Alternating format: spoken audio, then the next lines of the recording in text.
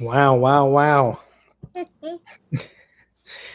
It just gets better and better. I'm like, this day, it is almost 5 o'clock somewheres, and I don't even think a margarita would even tap onto this buzz. I've got. On some real talk, I was like, good Lord, Shanice, 7 a.m. till 10 p.m. But now I'm like, I wouldn't have I wouldn't have missed any of these for the world. So it's so incredible that we got this time to share this space, but we still got an exciting evening ahead.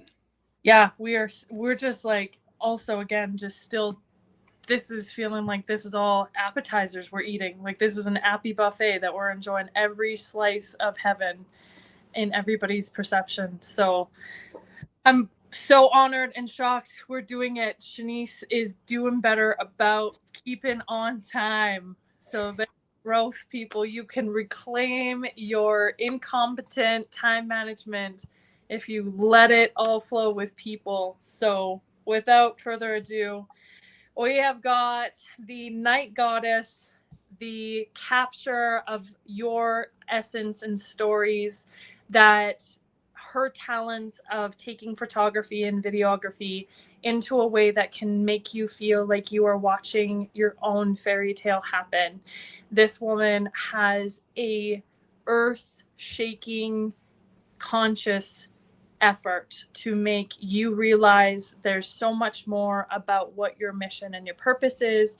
You just have to be willing to actually know how to bring it forward with your authentic touch, taste, and flair.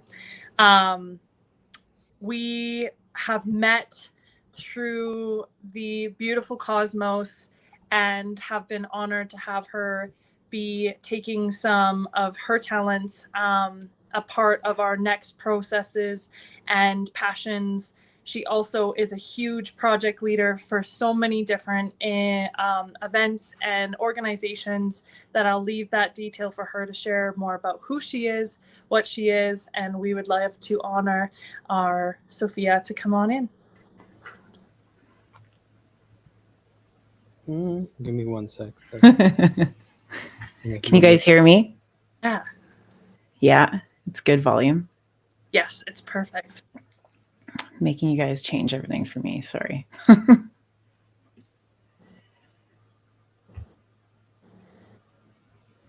was like, Yay. Okay, it's just me. This is scary now. Hi, everybody. My name is Sofia Katherine. I am a night photographer and videographer. I've been a full-time creative since 2012, and I've been on quite the journey in terms of my career. And when originally asked to speak, which I'm super thankful. Thank you, Brody and Shanice, for asking me to be here. They asked me, what does the word reclaim mean to you? And there was many ways I could go about answering that. And the way that I chose to share with you all was to kind of take you on a journey through my work and where I came from work-wise, and how I got to be where I am, and some of the amazing opportunities that they came my way, because I kind of chose to take a different path. So that's the little story I'm going to bring you all on today, with some slideshows here. I'm going to try to keep on track. That's pretty much it. So first off, I want you all to think about a time you looked up at the night sky with no lights around, no city lights. Maybe you were somewhere with a dark sky preserve. Maybe you were just somewhere away from the town and city lights, and you looked up and all you seen was stars. I have a lot in common with those stars. I feel like I do some of my best work in the dark. And in order for you to see those stars in the sky, it has to be completely dark out. And listening to so many of you and your stories today, which were so inspiring, I feel like a lot of the people speaking today are talking about the lessons that they learned in their darkest times, how they seen the light after, and how they really reclaimed, you know, their power, their life, you know, and most of you are all saying it was already there. It was already there. You needed to take a walk through darkness to actually see it. So I did that too. I did that in weddings, and I I I feel like I have a lot in common with those nights, and I have not been afraid of the dark for many years. In fact, I literally bring people out with me. So that's a little bit about me. I'm going to share some slides with you guys here. So I want to share a few slides of where my work is now, and some of the images that I love, and then I'm going to take you through a journey of how I got here. So this first photo that's been up here on the screen the whole time. So this is a photo of a bride and groom on the night of their wedding. So their wedding reception is actually just over here where my mouse is. And they stepped outside to get a photo. And the venue actually had a pond with a little rowboat. We got them on the rowboat. I have a lighting assistant over here lighting them. And the sky was just incredible that night. I had actually quite a few trolls when I posted this photo, because it did go viral. It was on the news on Global and CBC, and the Weather Network shared it as well. And everyone was like, photoshopped. There's no way the water's that clear, but it was a pond. Ponds don't usually have waves. So there's that. So I do, as I told you, I do a lot of night photo shoots. So this is a bride and groom on their elopement night. They said I do at night. And then this is actually during the Milky Way core season here in Banff, Canada. We can only see the core of the Milky Way a few months out of the year. And this is in July. This image was taken at 2:30 in the morning. So there's that. Another elopement in Banff. So I actually, one of my little tricks that I love to do, which is definitely breaking the rules, is I like to shoot towards light pollution. So the reason this looks almost like an evening sunset is because that orange is the light pollution for Banff coming up on the horizon there. And I think it looks so beautiful. So, and finally, this was the first clients that I had that flew from China to work with me, and they did like a pre-wedding shoot. And this is in Kananaskis, and we even got a shooting star in this one. So just one of my favorite images. So I wanted to show you all where I kind of started. So this was my first wedding reception. This is an image I had to go in the archives last night to find for you guys. I want to tell you a story. So I had this Italian wedding that I did when I first started weddings in 2010. 2012 was when it was full time, but 2010, 2011 is when I had my first weddings. And I remember getting this big Italian wedding, and I was so excited to finally be getting work of this, like these large weddings, not just like my friends and stuff. So it was a big Italian wedding, 250 guests, the most beautiful decor. They had all these really beautiful lights in the reception space. And I did not know how to use lighting at the time. I had a flash on my camera. I didn't really know how to use it. I could bounce it on the walls, but I didn't know really how to use it at all. I photographed the reception, and the couple was happy, but I was not. I basically made it like made a pact to myself that night that I would never feel like that again. I would never feel like I, was not good at lighting. And I made it like my mission to learn lighting. This is that wedding, the couple. I'm going to skip over here. This was one of my dance shots of the bride and her groom. I was so embarrassed that I didn't know how to use my camera in low light, and I just was like, I felt such imposter syndrome shooting weddings. I was like, I'm not good enough. And also the wedding industry was a lot like this. It was a lot. It was, and it still is today. I didn't feel like I fit in, and I've never felt like I fit in. I felt like my aesthetic, what I loved, dark and moody, astrology, things all that are witchy. My mom was Mexican. We had more like darker, like glam and wardrobe that we would wear. And I never really felt like this would be my work, but I always did that because I thought that's what the wedding industry is. It's soft, it's pastels, it's light and bright, it's happy. And so I always was trying to shoot my images to match that aesthetic. And it just didn't feel like me. So after this, this is an engagement session that I shot. I started convincing my couples.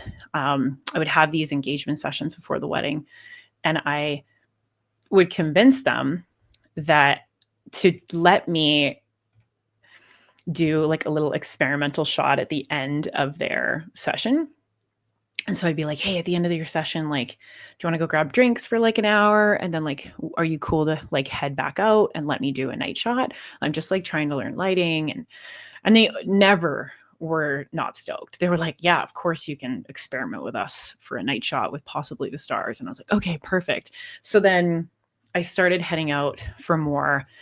So I started doing these night shots of couples, and then these engagement sessions, instead of being, a 1 hour session with a client, they turned into like 5, which was not sustainable.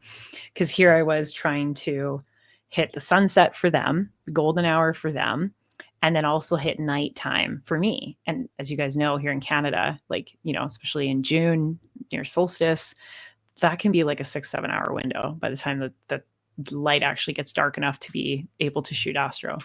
So I made a conscious decision to not shoot during the day anymore. So I started convincing couples. I said, I only shoot your engagement session at night. That's it. And this allowed me to really get good at night photography. And I all of a sudden wasn't scared in these reception rooms anymore for weddings because I was working in literal pitch darkness. And what was even cooler than learning about lighting was how it made the couples feel and in nature. And I would start taking solo females out in 2018 as well. And just to pull people out of their like busy, crazy lives and schedule them on a new moon night when there's absolutely no moonlight, bring them to these dark sky spots that I knew and curated, and pull them, like I said, pull them away from their life and just like make them just be there with no distractions was so cool. The level of comfort that I was then getting with my wedding couples was just next level. So then the wedding day just felt so much easier to be able to have everyone be comfortable around me. And so that's kind of, I guess, how I reclaimed my space in the wedding industry. I was told a lot when I first started out and was sharing my idea. I think I'm going to do night weddings. I think I'm going to do night engagement sessions. I think I'm just literally going to be a night photographer, but with people. People would tell me that's a liability. You're really going to convince people to drive out in the middle of nowhere with you in the dark. That doesn't seem safe. The wedding industry is not dark. This is very sad and like gothic, like in a bad way. And I, for years, ignored it, but that was also not easy. And just put blinders on and was like, no, I believe in this. I believe in this vision. And I really felt like there was a space for me in the industry to do this, and no one else was doing it. And this way of thinking brought me so many cool opportunities. And they're still popping up. Like, I obviously still do this full time, and I don't even know what's around the corner. So I feel like I really reclaimed my, and this was always in me. I always loved this type of aesthetic. I always loved going out at night and seeing the stars. I grew up really close to Rock Lake, actually, our acreage. And I just, when I moved here to Calgary, meeting so many people that didn't spend as much time in nature, I was like, oh my God, you got to come out and look at the stars. And it felt right. So then another story I wanted to share with you guys is 2020, which I feel like was a really transformative year for everybody. The girl, the redhead here, she's a well-known model here in Alberta, and she called me and said, hey, Soph, let's do a virtual photo shoot. It's just where you take photos of the phone while I pose on the other side. I was like a FaceTime call? And she's like, yeah, they're all the rage right now during COVID. And I thought, how dumb. I thought it was the stupidest idea. And I was like, really? I'm going to take photos of the phone while you pose? Like, no, I don't want to do that. And she kept bugging me. They were really going, like, really, really popular at the time. And I finally was like, fine, I'll do one. So I called her up and I said, look, I'll do it. I said, but it needs to be at night. It has to be at night, and you have to have the lights off in your room for me to do this. And she was like, okay. So I started having all these FaceTime calls with women, literally just in their houses. Some like hadn't left in forever. And they were like some of the most special FaceTime calls, because a lot of these women just needed connection. They needed to just like, they wanted to feel beautiful. They hadn't even left their house. They're like at home taking care of their kids with their husband, and no one, like, not going out and doing their normal things, or not even having a reason to put makeup on or hair done, which is, to some women, is a big deal. And so I was doing these little FaceTime photo shoots, and they ended up getting so popular that I didn't even qualify for CERB, because I was doing so many of these. And every night I had like, oh my God, I had like sometimes 8, 9 of these all in a row. The model on the right is from Toronto. It's Brittany Blair from Big Brother. And we had been DMing forever to work together, and we never could align our schedules. And finally our schedules could align, because it was literally just a FaceTime call for the shoot. So this, the reason, so these shoots ended up going viral for me, which is the first kind of thing that went super viral for me ever. And it was because, again, I stuck to my guns and said, I'm not doing what everybody's doing. I'm doing it at night. And I everything I do, I'm like, can I do this at night? Like, I literally in my room on a call with you guys, and there's no lights. Like, there's no natural light. So I feel like the more I stay true to working in the night and becoming this like master of night photography, it just like, I don't know, it feels right to me. So this shot is obviously a Flames game. This was, so I ended up getting a call like 4 years ago from someone who was dealing with all the media for the Flames and the Saddle Dome. And she called me up, and we had met on a random shoot one day that we were both on. And she was like, Sophia. And I was like, hello. And she was like, do you know how to shoot in low light, right? And I was like, yeah. And she was like, okay, like, would you be willing to do some photos with me for the Saddle Dome for all of their food? She said they have all these amazing restaurants in the building, and no one can shoot the food because there's no light, there's no natural light, and we need someone who's really quick with lighting. And I was like, absolutely. So I got onto I got on as a contracted photographer, videographer for the Scotiabank Saddle Dome to start doing food photography. And it was because I knew how to shoot things in low light. And then eventually that led to being able to shoot some of the events. This was the first win in the playoffs when the Oilers and Flames were battling it out not too long ago. And I had my back here to the players' box. And I remember taking these photos, which obviously aren't at night and obviously aren't a wedding. But I remember thinking, like, if I didn't like stick to my guns about doing what felt authentic to me and this whole night thing, I wouldn't be here in this moment. I had my back to the players' box, looking at all these fans losing their mind, hearing the sound of the arena. Like, it literally was vibrating my body. And I had tears in my eyes, and I was like, I'm crying at a hockey game. I was like, but it just felt like such a cool moment for me to be able to like shoot an NHL game. I never thought, as a girly girl who doesn't even understand icing calls, I would be here. And I still don't understand icing. But anyways, and then that led to me shooting concerts for them for a while. For a short amount of time, I was there, well, about a year and a half. I was one of their house photographers for their live concerts and acts.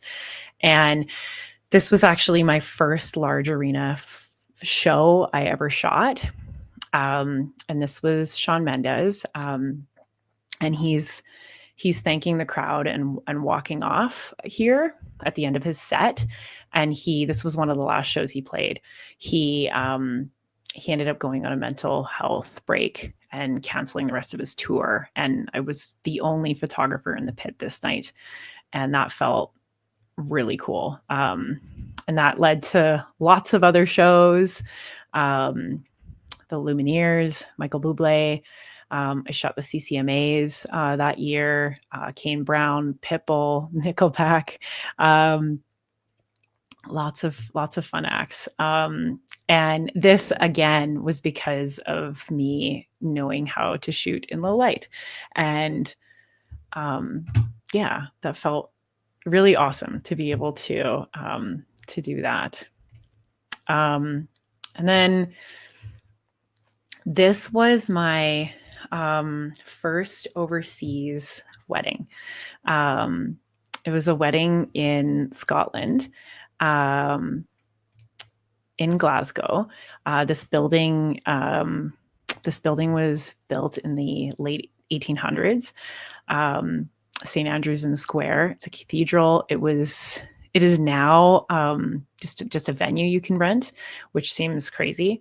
And I remember thinking to myself, what's the most like iconic night shot I can get in Scotland?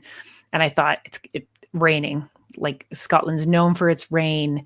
Obviously we weren't in like the, like Isle of Skye or anywhere like mossy, because that also feels like Scotland to me. We were right in the downtown, and I thought, like, rainy night. And as soon as it started raining, I literally grabbed these two, Christina and Martin, and ran them outside and was like, let's get outside. I need to get this night shot for you. And yeah, and we got it. And that was amazing. And then Martin's best friend, Stu, here, came up to me that night and was like, are you free next July? And I was like, well, depends on the date. And he was like, well, check this date, because we want you to come back to Scotland. So this was the second year in a row I went to Scotland for a wedding, and these two did their portraits downtown Edinburgh. And there's just something that feels so different about shooting at night. It just like, I don't know if it just has such a mood, especially cities at night, I find are so like cinematic, and they just like, it feels like the heart of the city, like at night. Um, and because I had been really learning how to use light, my reception photos obviously started to get a lot better. The left one here is a Scottish tradition where they sing Loch Lomond, a song, and they have this tradition where they have the couple in the middle, and then their parents and family, and then everybody outside, and they all sing and surround the couple, and it's just a really amazing tradition. Yeah, I loved that wedding. Um, so then I was able to start actually showcasing that I would travel for weddings. And this is a wedding in Iceland that I photographed. I had just been I went to Texas in 2015, and I took a photography workshop, and it was a really, really challenging workshop for me. It was a week long. It was all about photojournalism. And they pick your assignment. It's a week long workshop where they challenge you to shoot a subject that they know is going to challenge you. So they give you kind of a crash course on photojournalism the first day. It's meant for experienced photographers, so not like you're not just learning about it. You already have been trying to shoot photojournalism, your career, your weddings. And so they give us a crash course, and then after that, they pick a subject that would make you the most uncomfortable. And they said, one of the speakers was talking that day, and he said, until you are happy and you can recognize in life what makes you happy, you'll never see it in others, and you're never going to shoot it. And he related it to wedding photography, where he said, like, if you think wealth in terms of money is what's the be all end all in life, and you think that that is what's the most important, then your gallery as a wedding photographer will likely be Louboutin shoes, decor shots, the car that the bride and groom arrived in, like photos of things and staged moments to show perfection. And he said, like, what a happy person who values, not even so much happy, but like someone, for example, who really loves their family, someone who, just had a daughter maybe and knows the value of family and love, their wedding gallery as a wedding photographer will be the hugs, the tears, all these moments, the mom, like having that moment before the bride leaves the getting ready location. It'll be her breaking down, before watching her daughter have her first dance with her new husband. And that, at the time, I wasn't happy at all. I was in a relationship at this point for 9 years that wasn't going anywhere, and I didn't want to be in this relationship anymore, and I just didn't know what to do, and it really hit me, and I was like, I'm not happy, and I'm not going to see happiness until I fix my life. So I got home. I got home from this crazy workshop, and I went on my computer and I just looked up seat sales, and I just looked it up. And I said, where's the cheapest place I can go?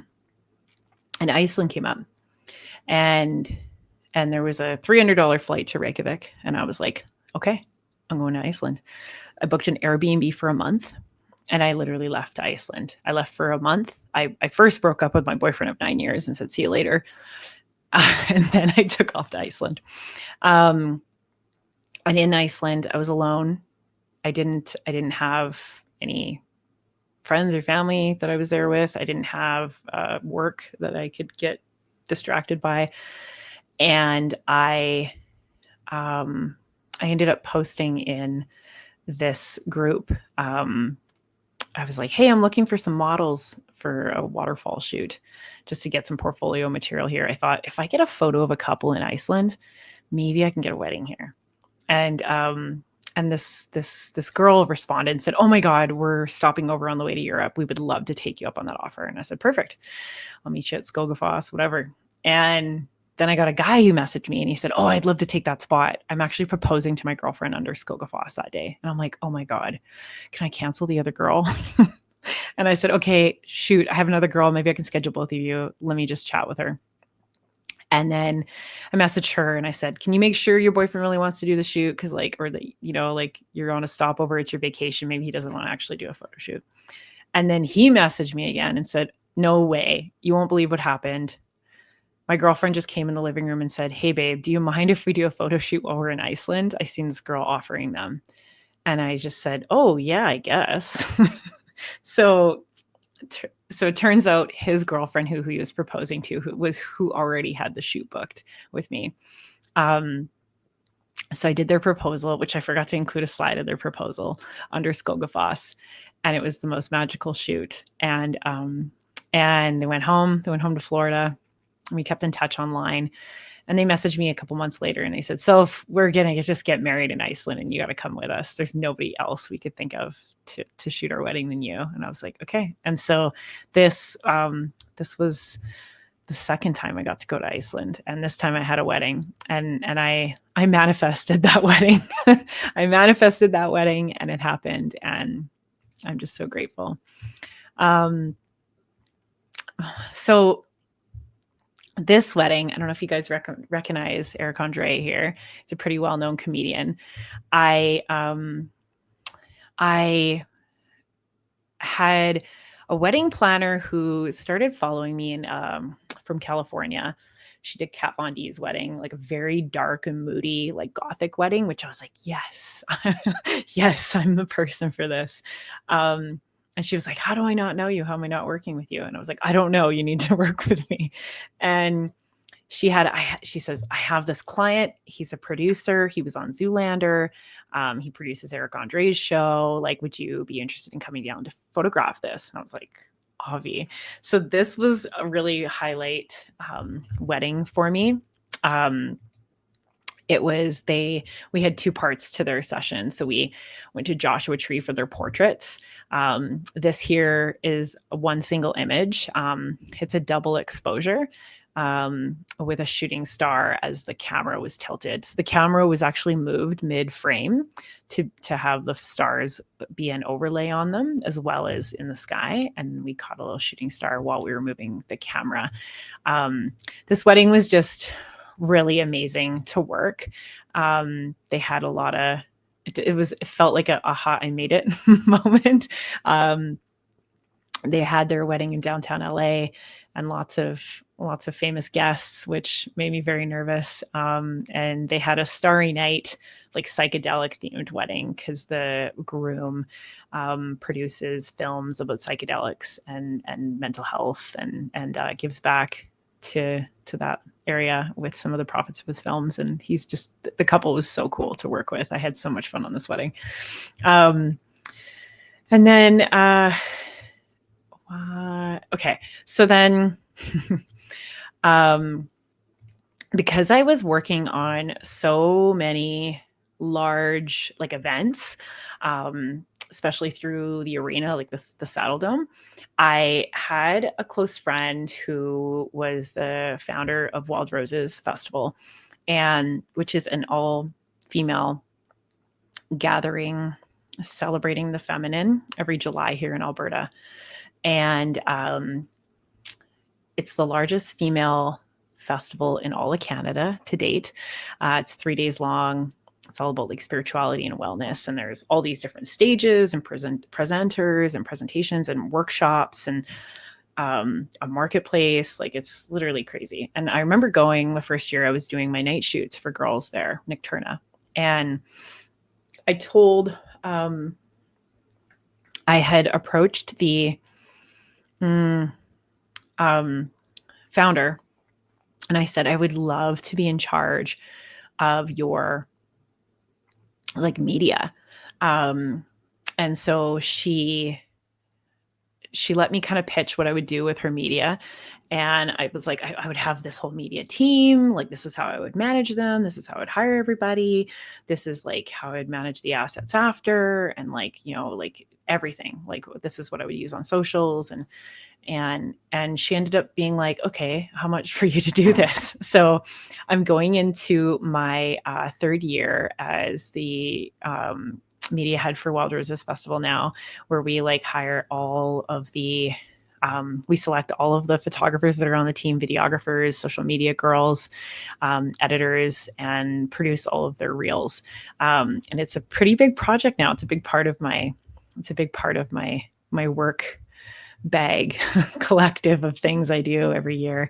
And I thought I would show you all a video I made for them, just to show a little bit of my videography that I've been doing. So I'm going to see if this will play for you guys. Let me know if it plays.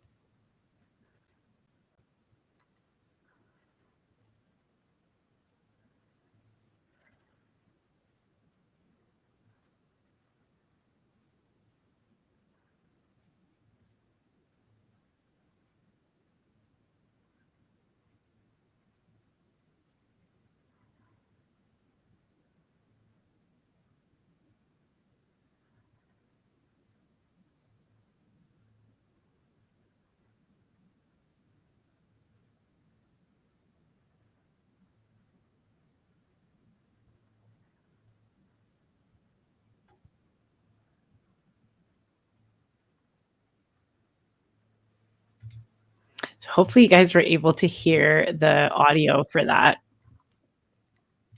That's a pretty it's a big deal festival that was really close to my heart. But that wouldn't have happened had I not stuck to the whole night niche, and then got that experience with really large festivals and shows, and really understood the back end, the business end, the legal end of media. So I went from, you know, this 20-year-old something just doing fun shoots with my friends to being like, okay, now I'm doing weddings and I need contracts for weddings, right?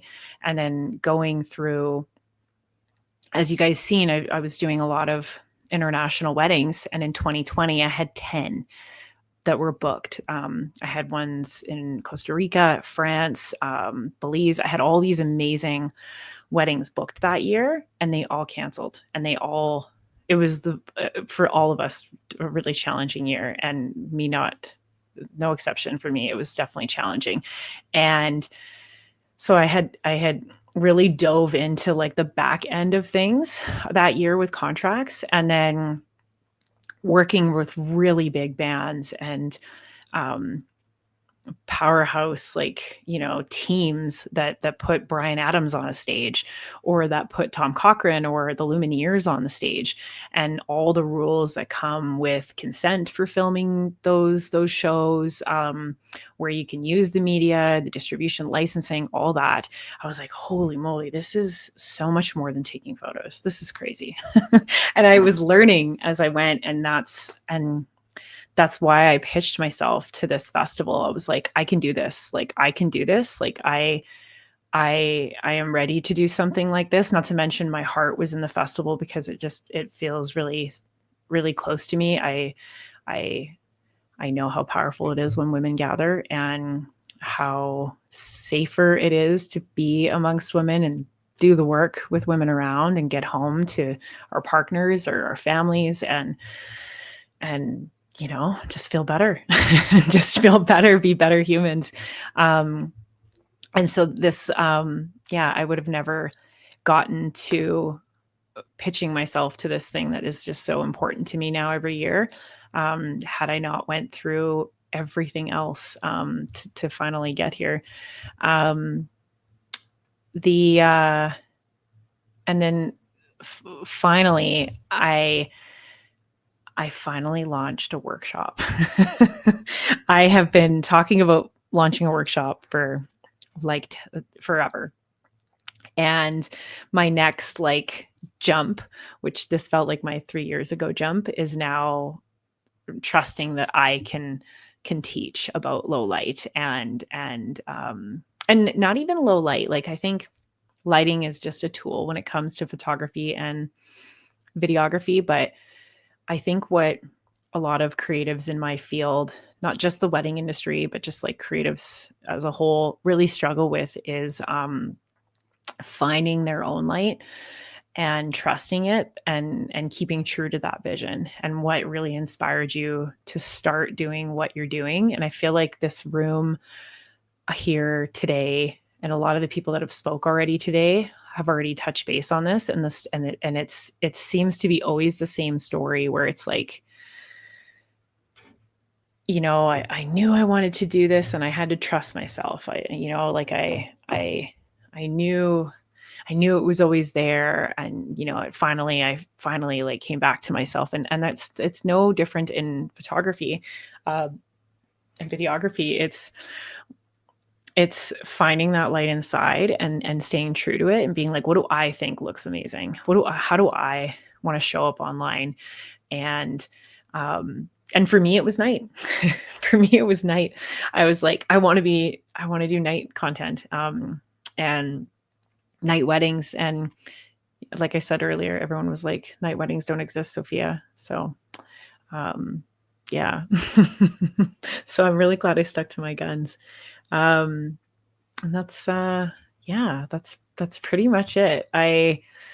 So just answering the question that Shanice wanted me to answer in this talk today was, what does reclaim mean to me? And I think for me, it meant just reclaiming my space, like in this industry, and not feeling scared to look different, and really sticking to my guns. And that's what got me to where I am now. So thanks for listening to my chat so far. I'm done a little bit earlier than I thought. Maybe Shanice will pop on and ask me some questions or something, because I don't know what else to say. No, oh man, you should have heard me rolling in the background on some of the great exposures and clips, because isn't it that moment where you're like, we from the bottom, now we're here. It was amazing to see that beginning photo. Oh yeah. I was like, I was trying to find them last night, and I was like, where's that Italian wedding? And I was like, I haven't dug them up in a while. And I was like, damn, I have came a long way. I was like, it's been a while. I never went to school. I never took any photography courses, with the exception of that workshop that I took in Texas, like 6 years into my journey. And I was completely self-taught. And so there was a lot of mistakes made, and that's why we're here. Honestly, I think it's sometimes that, I don't know if it's just some sort of different signature or mark that authentic students that just really want to grab the bull by their horns and just dive into something that they're just seeking more clarity or discovery on. I think that's just what makes so much of us unique in those ways. And that's when we do really start to dive in and discover more of our niches that way. Mm-hmm. And because I think we've had to fight for it so hard, we're not willing to let it go just by some wish of a wind breezing through. We're just like, we're in it for the long haul. So yeah, it was so it was almost like watching a whole fairy tale about like everybody's dream experiences of weddings, and like why is it important to just nurture what your love is like versus it being so cut and paste to everything else people want you to look like for your day or your story or your journey. And yeah, that's following the breadcrumbs that really led to exactly the golden nugget and that Milky Way. I feel more Mm-hmm. that that's how big we can actually look and expand if we believe in it. Yeah. It was hard. It was really hard at first um, to try to get this whole night photo shoot thing going. And a lot of people didn't understand why. And yeah, it's, and the community I've built now is so strong. And has really helped me when I needed it. You know, they support me in terms of sending me work and just are there to just simply support. I something I didn't share in my talk is I lost my mother this last March, and she crossed over, and I was her main person at her side for January, February, March last year, and I remember just not being able to work. I was like, I can't work. I can't work. I need to be with my mom. And I was like losing my mind, but also trying to be as strong as I could for her. And this community that I have built now online, like completely supported me. I had followers messaging me to drop off food.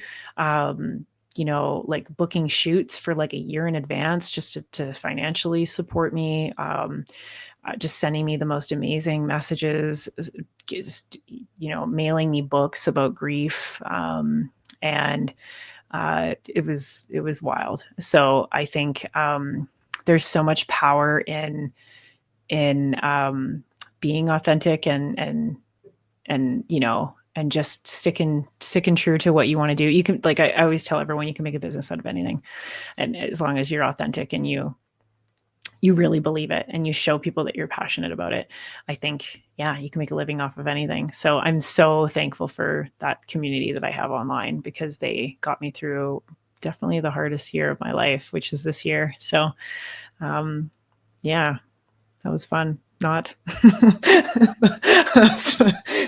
the worst.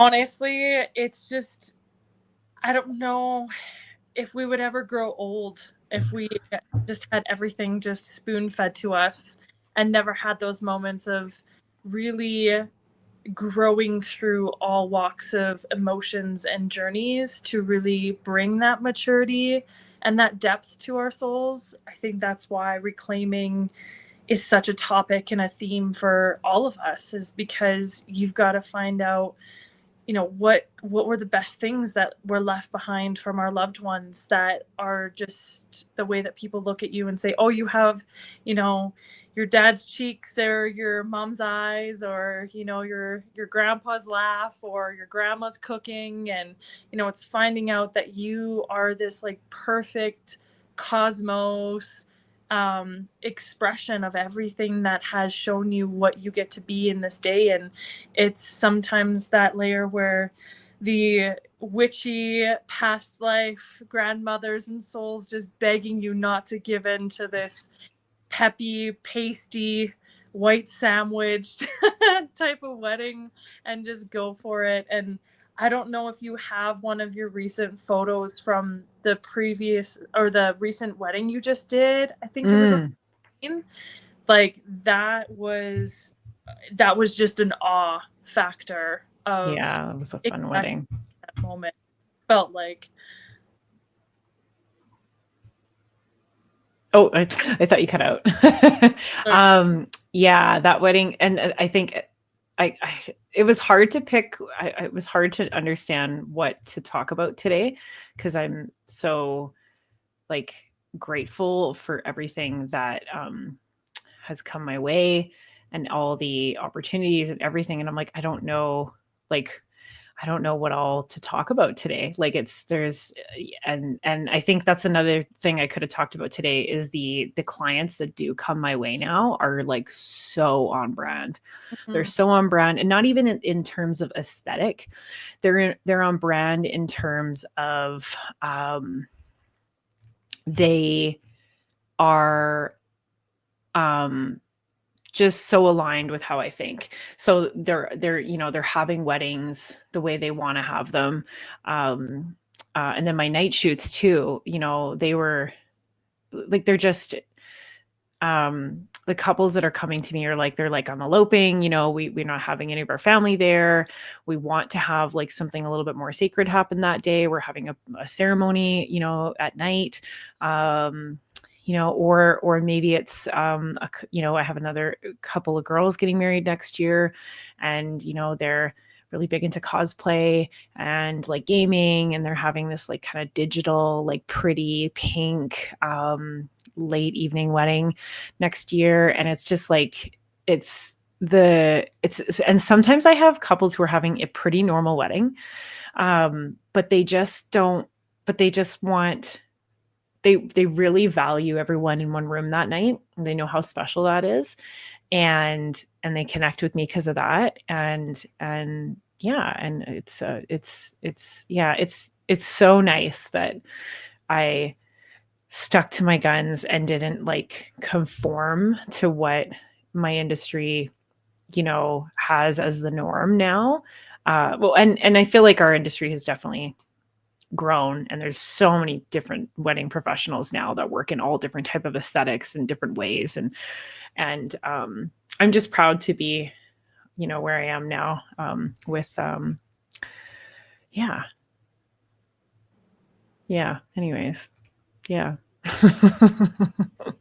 think that's exactly what's kind of important, because we had a full day of different ranges of the definition of reclaim, and as we're tailing to our wrapping up of the day, we're working through the phase 3 of what reclaim in the stage of that assessment is knowing how to intentionally work with this discovery, purpose, meaning, definition, and now not letting that go, because what you've done the whole work of the beginning discoveries, what worked, what didn't, and are we able to nurture and tailor and maybe fertilize some other things and figure out what does need to be pruned. Absolutely, that's the way that we get to manage and co-create and steward. But it's also important to just knowing what that fundamental feels like, and just knowing that how many more times are we going to get run through the burner to just always get the same basic lesson, versus it just being, okay, it's fine to keep clearing, but in a way that's in the most holistic, environmentally friendly, and authentic for what we need for our highest good. So I wraps it up perfectly about what it feels like to finally get to that caliber of reclaiming. Yeah, it feels good now. It feels easier. It feels easier. And so I think that's why I was like, how do I make it hard? Let's throw a workshop in there. And that's new to me. So the next layer of this journey. So yeah. Would you like to share more about your workshop that you have coming up? Sure. Yeah. It's a workshop. It's a photography workshop for photographers, designed in a retreat way. So instead of just like classroom and practical and then go to bed and repeat the next day, it's a little bit more intentional, with some inner work kind of snuck in there on a newbie to inner work level, because I think it's really important for photographers to really stick to their vision and figure out what that vision is. And lighting really is just a tool. And the work that weekend will be all about lighting. So I'll be sharing how I do my night shoots, wedding photography, lighting, and have like different sets for the photographers to shoot. And it's like an all-inclusive weekend with a chef that we're flying out from Vancouver Island to make some really amazing food. We have a counselor who's coming to the workshop just in case it's someone needs someone to talk to a little longer. She's also going to be leading a heart meditation one day. And then, yeah, it's going to be really good, nice little collective of community and learning and awesomeness. And of course, off grid at your guys' property. And I really think getting off grid is so important to us these days, and especially photographers, videographers. We are constantly connected, most of us on social media every day, forced content creators to sell our products or services. So I think it's really important to really pull everybody away. And that's what happened to me in Texas at that workshop. We were pulled away. We were told, like, tell your family you'll talk to them in 5 days. And we were like, okay. And so I really, and the work that can be done when you truly are just with yourself and not having to worry about home and disconnected, I think is just such a good space to learn. So yeah, so that's it in a nutshell. It's next April. That's, I guess, important too. Next April 25th to 28th. And I think for anybody who is just really starting to dive in, even if photography is not maybe your highest point in it, where you want to push yourself to a different limit and like discover more about yourself, this is something, I've seen a lot of people already reaching out being like, I'm not maybe a professional, but I feel like I should try this. And I was like, do it. This is 1000% just to start giving yourself maybe a little bit more expansion and digging deeper, because it might lead you into something completely different. So that knows. Go ahead. No, I just said, like, honestly, the community alone, I think, is going to be like really valuable to the students that do come, because there's a team of like 10 wedding professionals coming to the property to set up sets, who know weddings, who work in the industry, have for years. And then not to mention the fellow like workshop attendees, students. They're all in it, like learning lighting, some are very well-known photographers that have signed up so far that have been through many wedding seasons. They're not new to photography or wedding photography, but they just want to get better at lighting. And I am so excited to be hosting them. So yeah. And then there's some newer folks too that have signed up that are, like they've never used a flash before. They're buying one for the workshop, which we do have a lighting sponsor for the workshop too, for discounts. Yeah, I'm just really excited about this community, like being able to like, chat after the workshop. So I'm excited to also prove to myself that I can teach. So in a formal setting. So that's the most exciting part. So it's such a beautiful gift, and we are honored that is going to be a co-creation in this beautiful light, that there's nothing but stars out here, and we have challenging space for lighting. So come on. Yeah, we're excited. So we do have some comments here. They said, absolutely stunning, breathtaking, wish this was my wedding photographer. Regret all decisions. Hashtag. Oh, no. These are amazing. Love the dark skies, and wow. How do I get in contact more with you and what you do? How do I figure out this awesome women's event as well? My Instagram is probably the best place to chat with me. It's at Sofia, just like my name on the screen here, Sofia_Katherine. I can comment in the comments. I'll add it in the comments here. That's probably the best way to get a hold of me. And if someone messages me, I can send them the link to Wild Roses Festival, which is the festival that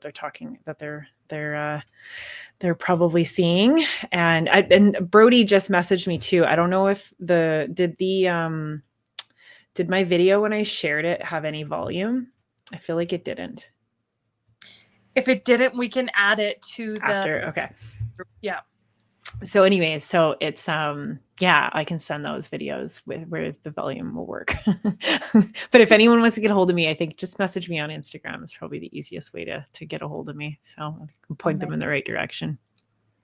Well, this was such a star-stricken moment that we got to meet you guys and had the honor to get Cody, your partner, as our poster boy for the beautiful rainbow experience. Oh. And so we had that gifted, and then afterwards when you guys came and stayed with us, it was so breathtaking. Anybody who wants to see more work, we have a picture of the lodge with the night sky that we were so blessed to have you take for us, and of the cabin. So our Airbnb and all our other things are going to be posted with a little bit more kisses of your work. So thankful to hear so much more on the dark side of what Reclaim is, and knowing that it's actually not that scary when you get it. And it needs to be completely dark for you to see stars. Completely dark. You can't have even your Apple Watch on. So you're not going to see that light until sometimes you get in the dark.